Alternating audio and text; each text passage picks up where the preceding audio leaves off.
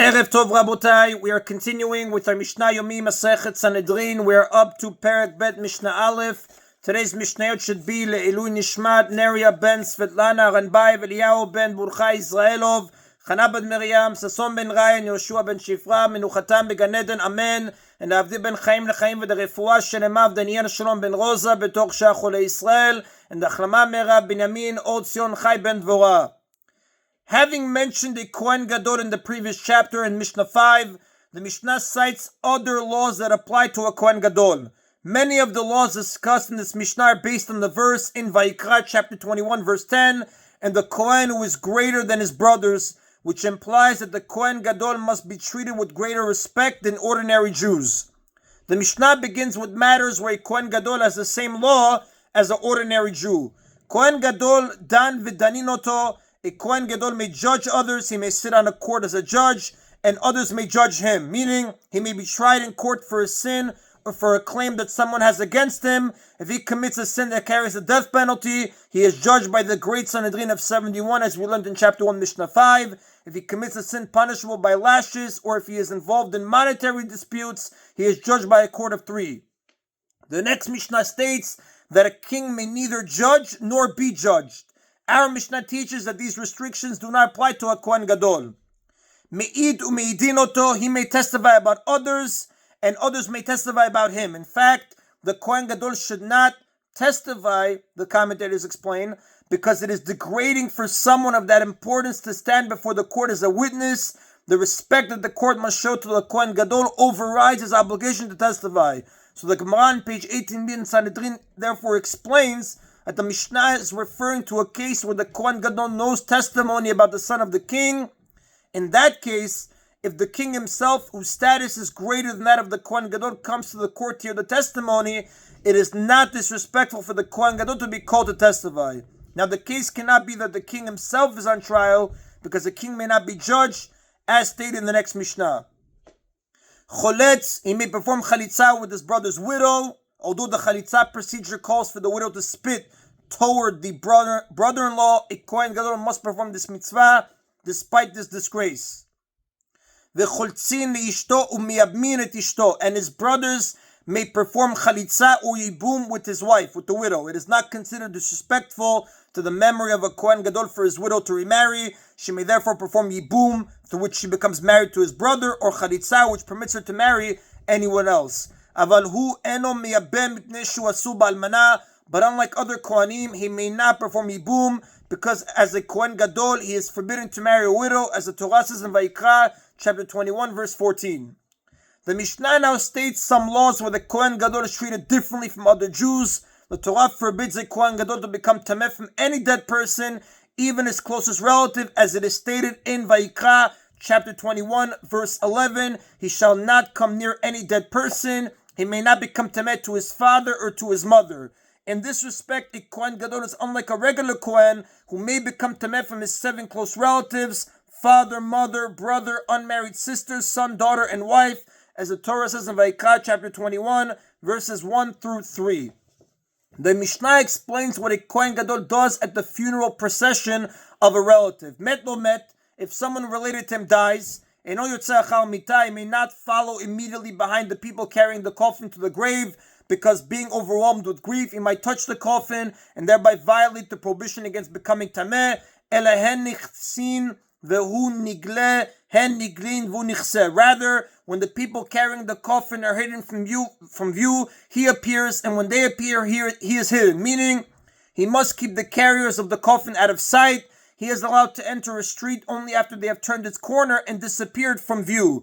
This restriction reminds him not to touch the coffin and become tameh. And he goes out with them only as far as the entrance of the city, where he stops and returns home. He may not go beyond the city gates, because outside the city there are no streets and alleyways where he is able to hide himself and keep the coffin out of sight. Divrei Rabbi Meir, these are the words of Rabbi Meir.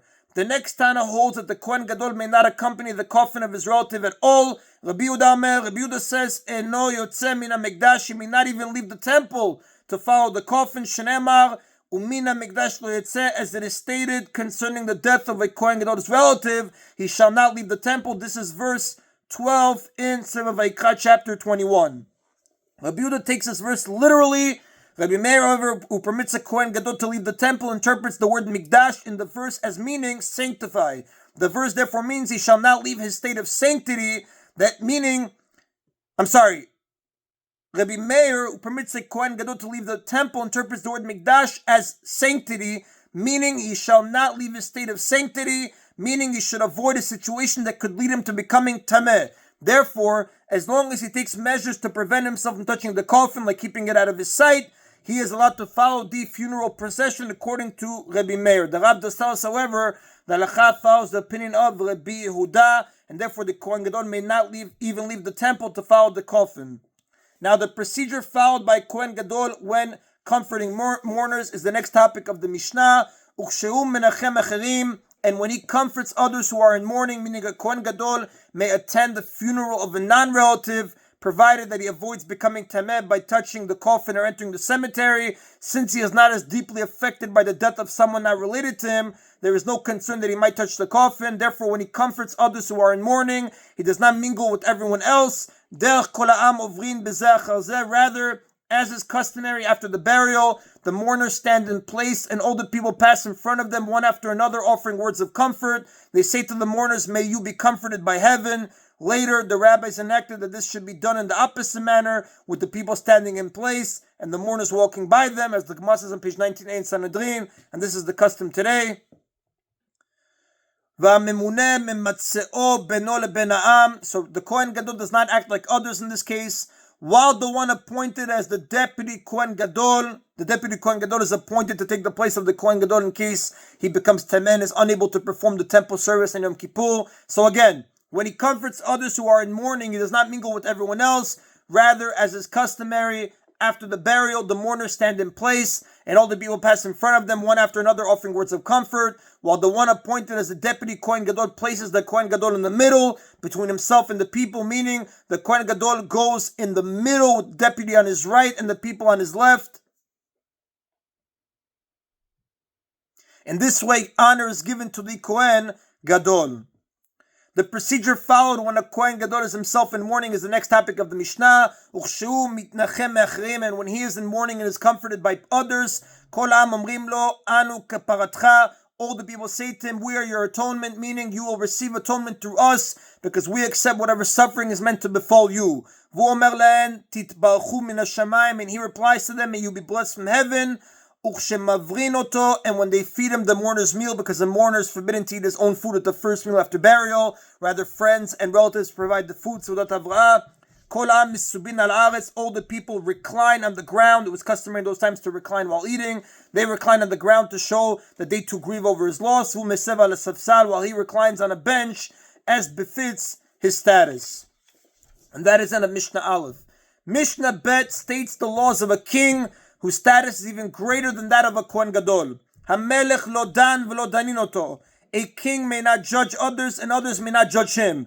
These restrictions apply only to kings who are not descended from King David. The sages decreed that they may not stand trial, because many of them were arrogant men who had no respect for the Torah's laws and the authority of the court.